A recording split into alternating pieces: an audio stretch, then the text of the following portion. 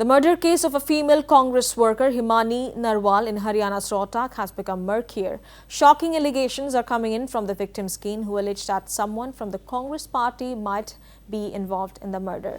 The victim's mother and brother have claimed that certain people in the party were envious of Himani's rise in party rank despite her young age. Moreover, Himani's kin expressed dismay that none from the Congress has met or visited them till now. The allegations have sent shockwaves within the state, especially the Congress. People cutting across party lines are now demanding for fair and thorough investigation to get to the bottom of the case and bring the guilty to justice. The murder case has triggered a massive outrage. The suitcase stuffed with Himani's body was spotted by passers-by near a bus stand on Saturday, following which police and a forensic team reached the spot. Police suspect that Narwal, a resident of Rohtak's Vijayanagar area, may have been murdered by strangling her with the dupatta. The police have launched an investigation. Colony में इतने CCTV कैमरे हैं, घर से लेके जाई गई है, हमारा ही बैग मिला है, वो वहाँ पड़ा। हाँ, वो हाँ वो हमारे घर का ही है। किसी पे अब क्या बताए, शक्का तो कोई भी वो नहीं है। कांग्रेस पार्टी में वो हो सकता है, कोई हो सकता है, तो या कोई चिढ़ता बढ़ता के इतनी जल्दी इतनी ऊंचाई पे कैसे पहुंची। देखो, पिताजी एक्सपायर, भाई एक्सपायर, अब बहन एक्सपायर होगी, मैं और मेरी मम्मी है खाली, हाथ जोड़ के बीतती। आज मेरी बहन है, हिसाब दबा दो। कांग्रेस पार्टी में आज के बाद तू है, अब तक एक बंदा भी नहीं आया, उनके लिए 10 साल काम किया। हमारे पे किसी पे शक नहीं है, हम ये है जो कांग्रेस पार्टी से जुड़े हुए, मतलब कोई हो सकता है, ठीक है, कोई भी, क्योंकि मतलब बहुत की नजरों में खटक रही थी उसकी, मतलब वो अब ये जो 2 इलेक्शन हुए इनसे पहले मतलब इतना नहीं था, उसके बाद और ज्यादा खटक गया। आशा हुड्डा को भी पता है, बत्रा साहब को भी पता है, हुड्डा साहब को भी पता है, ये उनको सबको पता है।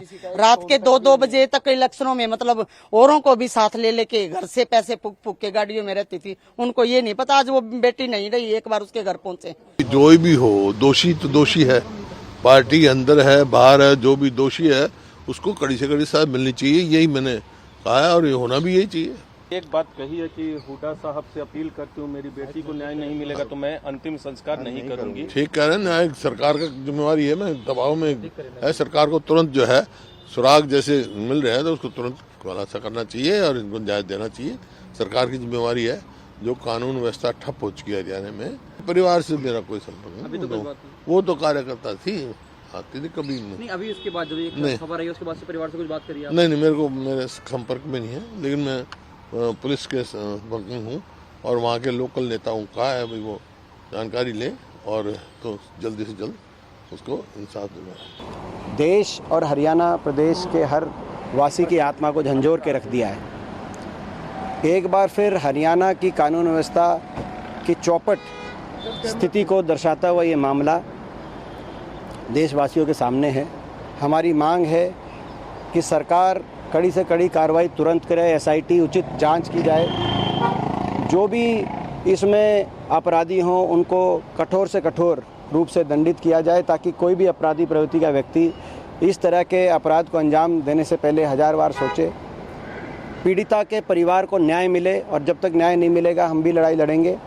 नहीं, जो उसकी मां ने आरोप लगाया है बहुत गंभीर मामला है और कांग्रेस के लोग पहले भी ऐसे करते रहे हैं। आगे बढ़ने के लिए दूसरों को पीछे धकेलना ये कांग्रेस की पुरानी आदत है।